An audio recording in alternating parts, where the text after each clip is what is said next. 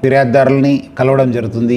రకరకాల పేరుతోని రకరకాల చీటింగ్ అయిన వాళ్ళతోని కేసెస్ ఉంటావు. బట్ కొన్ని కేసెస్ చాలా అంటే చాలా బాధ కలిగిస్తుంది. ఎందుకంటే చాలా మంది అమ్మ నాన్నలు వచ్చి మా పిల్లలు మనకు పట్టించుకుంటలేరు, మా ఆస్తులు రాపించుకొని మనకంతా బయట పంపించారు, లేదంటే ఒక చిన్న ఇల్లులో పెట్టారు, మనకు రోజు కూడా గడపడము చాలా కష్టమవుతుందని చెప్పి వాళ్ళు చెప్పడం జరుగుతుంది. వాళ్ళందరూ కూడా పిల్లల్ని పిలిపించి మీరు కౌన్సిలింగ్ చేయండి సార్, కేసు కట్టండి అని చెప్పి చెప్పడం జరుగుతుంది. మా వంతు మనం కూడా కృషి చేయడం జరుగుతుంది, పిల్లలు పిలవడం జరుగుతుంది. లేదంటే కొంతమంది వచ్చి మనకు ఏదో ఒక మంచి వృద్ధాశ్రమంలో పెట్టండి సార్, మీరు ఒక రెఫరెన్స్తోని మనకు అక్కడ చేరించండి అని చెప్పి కూడా చెప్పడము చాలా అంటే చాలా బాధ కలిగింది.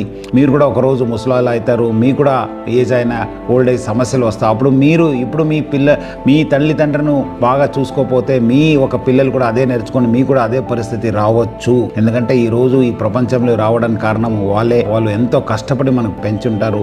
మనకు మంచి మంచి ఉద్యోగంలో మంచి స్థాయిలో చూడాలనేది వాళ్ళ ఆశే.